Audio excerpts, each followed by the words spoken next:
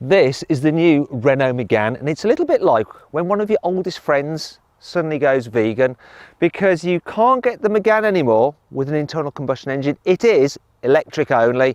Now in this video I'm going to tell you everything you need to know about this car, talk you through the exterior design, show you the interior, see how practical the car is, take it for a drive, and of course launch it to see how quick it is from 0 to 60 miles an hour, because I'm Matt Watson and you're watching CarWow. And if you haven't done so already and you like car reviews, make sure you subscribe to this channel and hit the bell icon to turn your notifications on. That way you won't miss a single upload. Buy, sell, CarWow. Let's start this video by talking about the Megane's design. So Renault has always had nice looking cars, and this new one is no exception. It's sort of familiar, the design, with like the sleek tail lamps there. It's actually one LED strip. You've got a roof spoiler, you've got contrasting shiny black trim down here to just make it look a bit more interesting. And Renault have revised their badge, although tried to make it look retro apparently. Not sure why that's retro, but that's what they said in the press release. Anyhow, it's a good looking car from the rear. If you go for a launch edition, you get a little bit of goldy strip down there. Ooh. Moving down the sides, the launch edition and this mid-specification car come with 20-inch alloy wheels as standard. 20s on like a mid-level Megane. Nuts. The entry-level car gets 18s as standard. There are no 19-inch wheels. You have to jump all the way up to 20s. They do look lovely though. The rear door handles are integrated into this area of the car here. Look. So it all looks very stylish.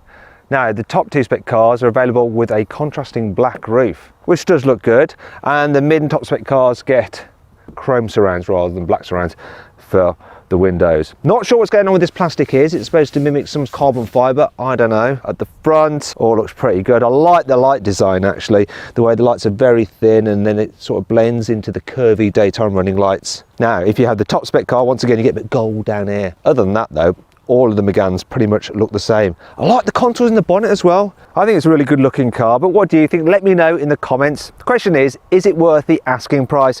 So the new Renault Megane starts from £36,000. Now, if you're thinking about buying a new car, you probably need to sell your current car, and you can do that through CarWow. Just upload some photos of your car, give a brief description, then our dealers will bid on your car, and you just pick the highest offer, and the dealer will come to your house, take the car away, and put the money straight into your account. It's dead easy.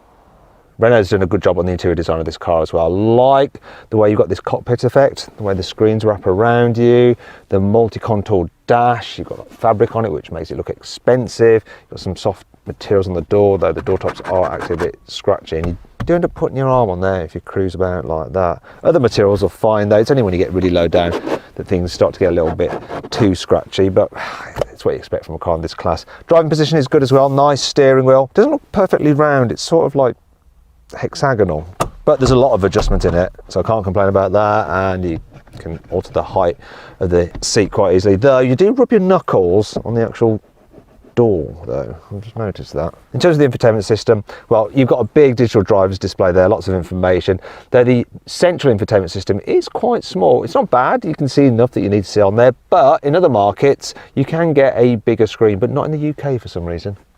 It's quite easy to use, and you can swipe through things pretty easily, and it's responsive. Plus you get Google. So you've got Google Maps, Google Play, you've got Google Assistant, so you can, I don't want to say the words HEYGOOGLE, otherwise she'll pipe up. One slight problem is though that the maps seem to just be in this normal basic view. I don't think it has satellite view maps, which I like, so I'm probably going to have to just connect my phone and use Android Auto. And you can do that wirelessly as you can Apple CarPlay. Now there's some good features in this actually, so you can do things like change the colour of the ambient lighting, and there's 48 different colours to choose from. Crazy, it's quite a lot. Look, you can actually have it so it's changing constantly throughout the day. It just does it at will. Other things you can do in here is alter the noise that you get from the parking sensors. Look, you can change the sound. How odd. Let's move on to storage, right? So underneath here you have an alright storage area. Then you've got your USB-C ports there. They're in a bit of an awkward place really, because if you have your phone like attached like that to charge it, you can't, yeah, that's no good. And then when you're reaching for like opening that up, you end up catching your hands on the USB cable. Still, there's other places to charge your phone down here, though you will have to use the old-fashioned 12-volter, but look, this is configurable. You can move these bits about as you want to, use them as cup holders if you've got really big bottles such as this. Will that fit under there? Let's find out. Come on, this is a really important test. This doesn't fully fit because this bit sticks out, which is actually your wireless charging. So you could charge your phone there, it's just that wireless takes ages, doesn't it? And you don't get wireless charging on the entry-level car, which is a bit of a shame. Other than that though, it is really well equipped because the standard all models get things like a heated steering wheel and heated seats here in the front. Anyway, I'm going to continue with storage because the glove box is only adequate. It's not the full size of the door. Though the door bins, which are actually lined with felt, both here in the front and the back to stop things rattling about, are quite big, so I can fit the big bottle in there. Overall though, yeah, this is a pretty decent cabin. And there's another thing I should point out as well, the seats. I like the look of the seats. So these are made from recycled materials. And unfortunately on the entry level car you just get black seats, you don't get these nice blue ones, but the mid-spec and the top spec version do get them. And there's even, look, Isofix anchor points here in the front. Here in the back, knee room is fine. Headroom is fine, however, foot space is cramped even though you've got a completely flat floor. Now the battery's underneath the floor and it's about 110 millimeters thick. However, even though it's quite a thin battery, in order to create the headroom, they've had to mount the seat quite low. And as a result, you can see I haven't got much under thigh support, and when you combine that with the cramped foot space, it's not the comfiest car to sit in the back of. Now, if you try and fit 3 in the back at once, it's quite narrow, so it's a bit of a squeeze for everyone. And the fact that this roof kind of like curves up like that, people on the outer seats end up hitting the head against that. When it comes to fitting a baby seat though, much better. I love the Isofix anchor covers, very easy to get to, nice wide openings as well, so it's super easy to fit a baby seat in here, and there is enough room to fit a bulky rear facing seat without having to move the passenger chair in the front forward that much. That is good. What's also good is that, look, we've got some decent sized pockets here. We've got decent sized door bins in the back. What's not so good though is that while you do get USB-C ports here in the rear, you don't get them on the entry level car. Other things that aren't so good, there's no armrest or through loading. And look at this. The back windows only go down that far. I tell you what, a Kia Niro is more practical here in the back seats. Now, if you do need some help deciding which car to buy and you want to make sure you're paying a fair price for it, check out CarWow. You can read our reviews and check out the latest offers on all the newest cars. Now, to do that, just simply Google "Help Me CarWow" and my team and I will help you choose the right car for you and get it for a fair price. Now let's check out the boot. So to open it, there's this very little button to press, tiny. Although it does keep the design looking nice. Now, the actual capacity of the boot is 440 litres, which is pretty big. A Kia Niro's is slightly bigger, about 10% bigger, but something like a Cupra Born's about 20% smaller. Thing is though, while the literage number is good, you don't go around just carrying litres, do you? You carry things. And because this boot gets its volume through its depth rather than its depth that way, that should be length probably, it's not so good for carrying bigger items. Also, there's this huge load lip to lift stuff over. It's fine when you've got an empty suitcase like I have for demonstration purposes, but if it's something heavy, you are at risk of doing your lower back in.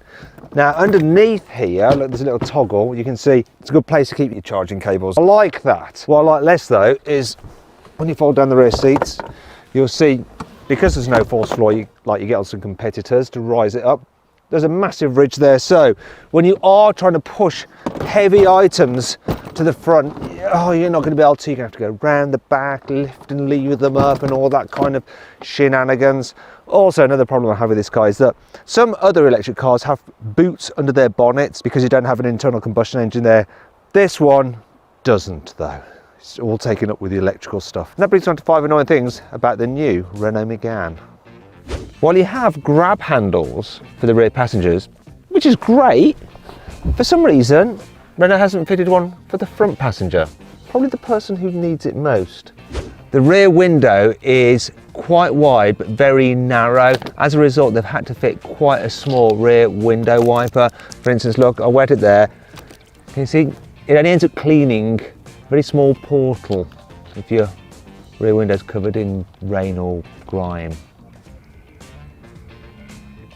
I hate it when car manufacturers don't just fit little guides for the seat belts to keep them in place when you fold the seats down, because that always happens. And believe me, whenever you fold the seat down, you always forget about that. So it does, in fact, always happen. I guarantee it. There are too many levers on the right-hand side of the steering wheel. So you have your normal windscreen wipers, it's fine. But then you have your drive select lever there, and it's quite close to that sometimes you knock it when you're selecting mode. And then Renault also has the controls for the stereo here, just below as well. Too much going on here, people, too much. There's quite a big ridge here on the side of the roof, and when you're getting in and out like that, or maybe say dealing with the baby in a baby seat, you often bang your back of your head like that because it just dips down further than you imagine it actually would. Thankfully, this car has plenty of cool features to help make up for all this. Here's 5. You have a quick release backrest for the front seat, so you can just put up the lever and get it into the position you want exactly and quickly. I'm not going to have it there, I'm going to have it there. This car comes with 22 kilowatt AC charging as standard, which is really handy if you have to use public charging. A lot of cars actually only have 11 kilowatts, which is just too slow. You get volume controls for the indicator noise. Listen, that's it high. That's it low. I'll probably go with somewhere in the middle.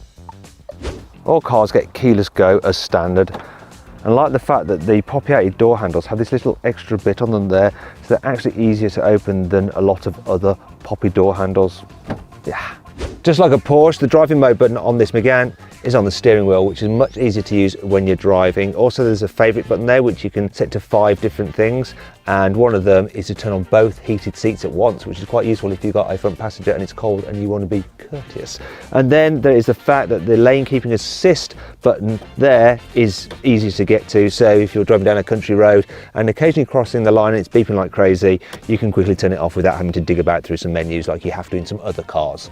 The new Renault Megane E-Tech, as it's properly called, everyone just call it the Megane. Anyway, it comes with a 60 kilowatt hour battery, which gives a claimed range of 280 miles. It's front wheel drive, and the motor that powers the front wheels puts out 217 horsepower and 300 newton meters of torque, which is good for a top speed of 99 miles an hour and 0 to 60 in 7.5 seconds. But what will it really do? Well, I'm going to find out in a bit when I launch it. Now, there's 3 different trim levels that you can get on this car. So what I'm going to do now is configure my favourite Megane E-Tech using the carwow configurator. You can also use this to see what offers are available on this car or other cars. Now, if you want to see what my favourite Megane is and the colour that I'd have out of the 5 different choices, click on the pop-out banner up there or follow the link in the description below to check out the carwow configurator.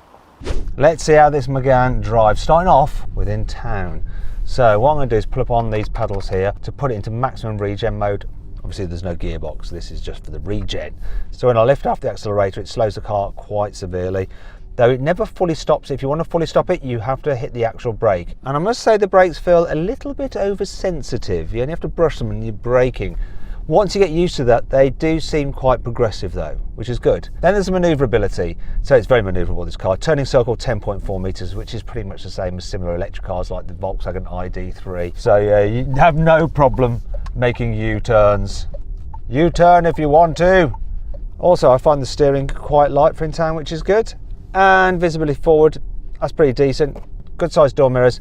What's not good though is if you're out the back window, it's small, it's like a letterbox. And when you put out those kind of filter junctions, the blind spot is terrible from the rear pillar. The last thing for me to tell you about is the suspension. So often electric cars are very heavy, and so they have to have stiff suspension to stop them like wallowing. This one is relatively light for an electric car. It weighs in at 1,700 kilos. As a result, the suspension isn't overly firm. It has a taut feeling to it, but it's not uncomfortable. It actually feels quite sophisticated. Let's see what the pickup is like from 40 miles an hour, say if you're going on a faster road or motorway. So, flooring it at 40, oh yeah, pickup's good. Bit of a slight twitch from the steering wheel when the power comes in, because obviously this is front wheel drive, but it doesn't feel unruly. And when you're cruising along at 70, it's reasonably quiet in here. So Renault's done a lot of work to make it as quiet as possible. Get a little bit of noise. What is noise? Anyway, you get that slight reverberation around the cabin, which means that if you want to talk, you have to raise your voice ever so slightly. But cruising on the motorway, you'll get around 3.4 miles per kilowatt hour, which will give you a range of over 200 miles. This car is actually only averaging 3 miles per kilowatt hour in total. Must have been driven quite hard, because that works out to a range of 180 miles, which is quite a bit down on the claimed 280. But I think that's whoever has had this car last. What was that? Trying to finish the line before swatting it. Last thing to do, test this car on a country road. So what I'm going to do straight away is put the car's regen mode into the second setting. You can turn it all the way off, so you basically roll, which you don't want. You want some kind of like braking when you lift off the accelerator, so setting 2 is good and it feels quite natural. In fact, how this goes down a twisty road is quite natural. I like it. The steering feels pretty responsive and accurate. I can make it heavier by putting the car into sports mode, so a bit more weight to the steering, and the throttle response is sharpened up, give you a bit more zip. It feels a little bit more flighty at the slightest press of the pedal. I think comfort works best really. It doesn't affect the handling at all, it just feels more natural overall. Also, you don't want the throttle to be too enthusiastic when you come out of a corner, because this is front wheel drive. If it's a little bit wet, when you put your foot down, it can spin up the front wheels, and that's one of the things you see. The MG4 is rear drive, and it just feels more sporty in the way that it pushes you out of a corner rather than pulls you, and it's a bit better putting its traction down, and that makes the MG just a bit more fun. This isn't bad though. This is not bad. Renault says this car will do 0 to 60 in 7.5 seconds, but can it really? Let's find out with the specialist timing gear now. Very mild takeoff, very, very mild. It's building now though. Oh yeah, that's better. Here we go. Why do I doubt them? It says here, 6.94 seconds. Did a sub 7 seconds. Yeah, the power really builds. Quite nice.